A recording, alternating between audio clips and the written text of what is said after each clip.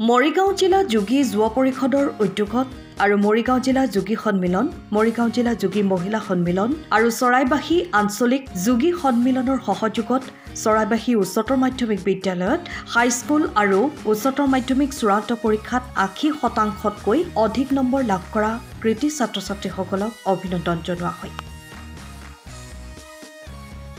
মৰিগাঁও জিলা যোগী সন্মিলনৰ সভাপতি ৰমেন নাথৰ সভাপতিত্বত অনুষ্ঠিত হোৱা অভিনন্দন অনুষ্ঠানটিত উপস্থিত থাকে অসম প্ৰাদেশিক যোগী সন্মিলনৰ সভাপতি ধীৰেন নাথ, চৰাইবাহী মহাবিদ্যালয়ৰ অধ্যক্ষ ডক্টৰ কমল চন্দ্ৰ নাথ, মৰিগাঁও ঘনকান্ত বৰুৱা মহাবিদ্যালয়ৰ অধ্যক্ষ বিষ্ণুপ্ৰসাদ উপাধ্যায়, তিৱা স্বায়ত্তশাসিত পৰিষদৰ মুখ্য কাৰ্যবাহী সদস্য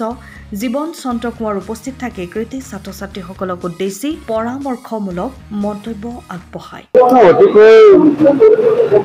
গুৰুত্বপূৰ্ণ এটা অনুষ্ঠান আয়োজন কৰিছে যোগী সন্মিলনী বিষয়ববীয়াসকলে।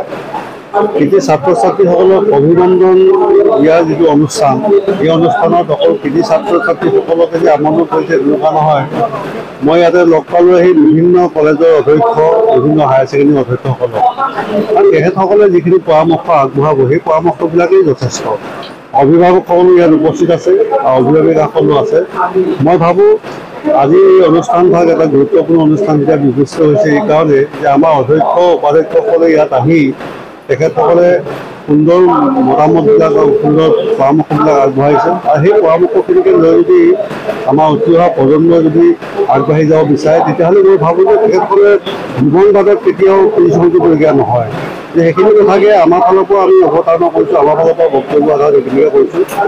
আমাৰ সমাজখনক যদি আমি সুন্দৰভাৱে আগুৱাই নিব লগা হয়, নিজৰ ঘৰখনক আৰু নিজৰ পৰিয়ালটো বা নিজৰ গাঁওখনক যদি আমি সুন্দৰভাৱে আগুৱাই নিব লগা হয় তেতিয়াহ'লে আমি সকলোৱে মানে এই যিটো শিক্ষা মাধ্যমৰ যদি আগবঢ়াতকৈ মই এইটো প্ৰথমে বিশ্বাস কৰোঁ যে আমাৰ আধ্যাত্মিক যিটো চিন্তা চৰ্চা ল'ৰা ছোৱালীবিলাকৰ মনত এই ধাৰণাটো যদি প্ৰকৃতত যদি আমি সকলোৱে ল'ব পাৰোঁ সমাজখন সুন্দৰভাৱে পৰিচালিত হ'ব। সমাজখন সুন্দৰভাৱে পৰিচালিত হ'লেই দেশখন সুন্দৰভাৱে পৰিচালিত হ'ব। গতিকে এনেকুৱা এটা ধাৰণা আমাৰ ফালৰ পৰা আমি ৰাখিছোঁ। এই কথাখিনিকে আমি তেখেতসকলক দিব বিচাৰিছোঁ। যিমানেই উচ্চ শিক্ষাৰে শিকিব নহওক, আধুনিক শিক্ষাৰে যিমানেই শিকিব নহওক, এই আধ্যাত্মিক শিক্ষাৰ যদি ধাৰণাটো অলপ অন্তৰত লয় তেতিয়াহ'লে মই ভাবোঁ সমাজৰ পৰা সেই বিশৃংখলতাবিলাক শব্দবিলাক নাইকিয়া হৈ যাব। এই কথাখিনিকে মই আমাৰ ফালৰ পৰা অৱগত কৰিছোঁ। আপোনাৰ দিনত এলেকাই নহয় সমগ্ৰ মধ্যখন বা ধেমাজি আদি কৰি শিক্ষিত চিকিৎসকসকল আপুনি পৰিকল্পনা বুলি পেলাইতো আছেই। এতিয়া এইখিনি কথা আচলতে আজি দেশত মই নকওঁ, পৰিকল্পনাটো বহুত থাকে। আমাৰ ছাত্ৰ ছাত্ৰীসকলক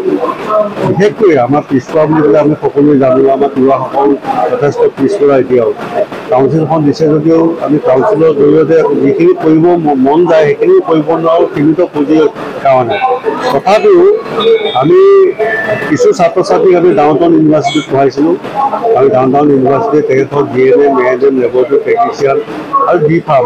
এনেকৈ কৰি কিছু ছাত্ৰ ছাত্ৰীক আমি পঢ়োৱাৰ পিছত তেখেতসকলে সুখ্যাতি অৰ্জন কৰি ওলাই আহিছে আৰু বিভিন্ন ঠাইত তেখেতসকলে সংস্থাপিত হৈছে। এনেকৈ যদি আমি ষ্টেপ বাই ষ্টেপ যদি তেখেতসকলক বা আমাৰ মধ্য অসমৰ প্ৰান্তত বসবাস কৰা তিৱাসকলৰ মাজৰ পৰা যদি আমি ছাত্ৰ ছাত্ৰীসকলক এনেকৈ যদি প্ৰতি বছৰে শিক্ষাৰে শিক্ষিত কৰি যদি আমি উলিয়াই দিব পাৰোঁ তেতিয়াহ'লে মই ভাবোঁ কিন্তু যি নিবনুৱা সমস্যা, এই নিবনুৱা সমস্যাবিলাক অসম চৰকাৰে অকল যে মূৰ পাতি ল'ব লাগিব তেনেকুৱা মই ভবা নাই। আমি সকলোৱে যদি মূৰ পাতি লওঁ অলপ অলপকৈ তেতিয়াহ'লে এই নিবনুৱা সমস্যাৰ কিছু হ'লেও সমাধান হ'ব বুলি মই আশাবাদী। আজি এইটো আচলতে অতি আনন্দৰ ক্ষণ। আৰু আজি মৰিগাঁও জিলাৰ প্ৰায় ৪৫গৰাকী কৃতি ছাত্ৰ ছাত্ৰীৰ লগতে ৪গৰাকী গাঁও পঞ্চায়তৰ সদস্য, 2গৰাকী সভাপতিকে ধৰি ভালেমান আগৰণুৱা ব্যক্তি ছাত্ৰ ছাত্ৰীসকলৰ লগতে তেখেতসকলক আজি ৰাজহুৱাভাৱে ইয়াত সম্বৰ্ধনা জনাইছে। এই সম্বৰ্ধনা জনোৱাৰ অৰ্থটোৱে হৈছে তেখেতসকলক এটা সন্মান জনাইছে আৰু ভৱিষ্যতৰ কাৰণে তেখেতসকলক প্ৰেৰণা জনাইছে। মৰিগাঁও জিলা যুৱ পৰিষদ অসম প্ৰাদেশিক যোগী সন্মিলনীৰ যিটো ফ্ৰণ্টেল অৰ্গেনাইজেশ্যন যুৱ পৰিষদৰ অন্যতম এটা জিলা সংগঠন তেওঁলোকে এই অনুষ্ঠানটো আয়োজন কৰিছে কৰি তেওঁলোকে খুব ভাল কাম কৰিছে কাৰণ এই বছৰ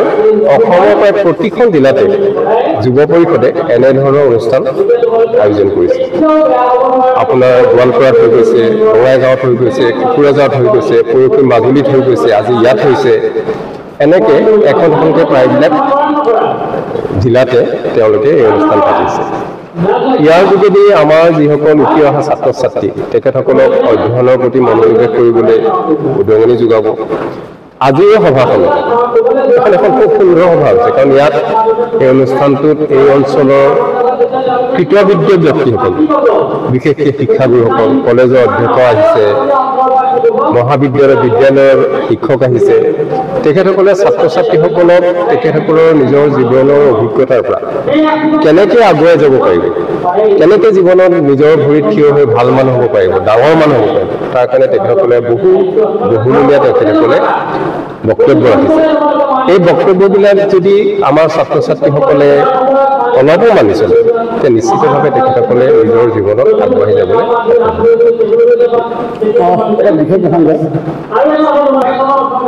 এইটো হয় এইবাৰ আমি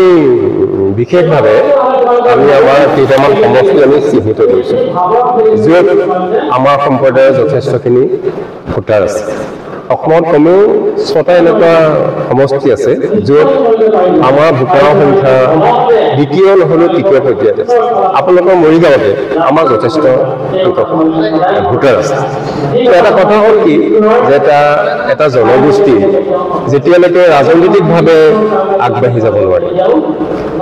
সেই জনগোষ্ঠীটো আগবাঢ়ি যাবলৈ সামগ্ৰিকভাৱে আগবাঢ়ি যাবৰ কাৰণে অসুবিধা হয় আজি আমাৰ জনগোষ্ঠীটোৰ বহুত অভাৱ অভিযোগ আছে বহুত আছে এটা পুৰণি খিলঞ্জীয়া জনগোষ্ঠী ৰাজনৈতিক অসুবিধা আছে সামাজিক আছে অৰ্থনৈতিক অসুবিধা আছে কিন্তু আমাৰ ৰাজনৈতিকভাৱে এটা প্ৰতিনিধিত্ববিহীন জনগোষ্ঠী আপোনালোকে যদি চায় ভাৰতবৰ্ষৰ স্বাধীনতা লাভ কৰা ৭৮টা বছৰত আমাৰ মাত্ৰ 7গৰাকী বিধায়ক হৈছে গতিকে এনেকুৱা প্ৰতিনিধিত্ববিহীন যদি এটা জনগোষ্ঠী হয় তেতিয়াহ'লে আমাৰ যিখন আইন প্ৰণয়ন কৰা মঞ্চ বিধানসভা তাত আমাৰ সমস্যাবিলাক কেনেকৈ দাঙি ধৰিব কোনে দাঙি ধৰিব গতিকে এই কথাটো এইবাৰ আমি বিশেষভাৱে আমি এইবাৰ মনোনিৱেশ কৰিছোঁ আৰু ইতিমধ্যে আমাৰ ছাৰ্ভে চলি আছে আৰু যি দলতে নহওক যদি সেই দলৰ উপযুক্ত ব্যক্তি এবাৰ ৰাজনীতিলৈ বা নিৰ্বাচন খেলিবলৈ আগবাঢ়ি আহে আমি তেখেতসকলক আমি সম্ভৱপৰ সকলো ধৰণৰ সহযোগিতা কৰিম আৰু তেখেতসকলৰ টিকেটৰ কাৰণে আমি সংশ্লিষ্ট ৰাজনৈতিক দলবিলাকক এবাৰ আমি হেঁচা কৰিম মৰিগাঁৱৰ পৰা শশীকান্ত বৰদলৈৰ ৰিপৰ্ট টাইম অফ চাহ আপুনি ঘৰখনত জাপানী চৌকাত দৰ্জা খিৰিকী গ্ৰিল গেট আদি লগাব বিচাৰে নেকি যিবোৰ দীৰ্ঘদিন অটুট থাকিব তেন্তে পলম নকৰিব আমাৰ বিপণীলৈ আহক যোৰহাটৰ একমাত্ৰ আমাৰ বিপণীত এনে উন্নত সামগ্ৰী উপলব্ধ এই মেচিনটোৱে বেণ্ড কৰা হয় দৰ্জা চৌকাত আৰু উইণ্ডো বনোৱা হয় বাকি আমাৰ গেনব্লাইজত হয় এইবিলাক আমাৰ ঠিকনা শ্ৰীৰাম এলুমিনিয়াম চেণ্টাৰ ডিচিবি তিনিআলি তৰাজান যোৰহাট 785006 যোগাযোগৰ নম্বৰ 8638967754 অথবা 9401552548 পাল্লা বনোৱা আছে তো গেলভেনাইজৰ হয় এইটো প্ৰেছ ষ্টিল বুলি কয় গেলভেনাইজৰ উইণ্ডো হয় ইয়াত ষ্টিলৰ এইবিলাক গ্ৰিল দিয়া আছে এক্সট্ৰাকে গ্ৰিল প্ৰয়োজন নাই গ্ৰিল সব লাগি গৈছে আৰু ইফালে মস্কিটো নেটো দিব পাৰে এইটো মস্কিটো নেট এফালে বেক সাইডে মস্কিটো নেটৰ পাল্লা আছে পকাত নি পিনে ঘৰটো আৰম্ভ কৰোঁতে লৈ যাবলগীয়া হয় তেতিয়া পকাত দি দিলে মানে ইয়াত ঢেলাই সোমাই যাব মছলা সোমাই যাব বালি মছলাটো ভৰাই দিলে মানে মজবুত হৈ যাব ইয়াৰ সময়ৰ খবৰ সময়ত পাবলৈ ফলো কৰক টাইম অফ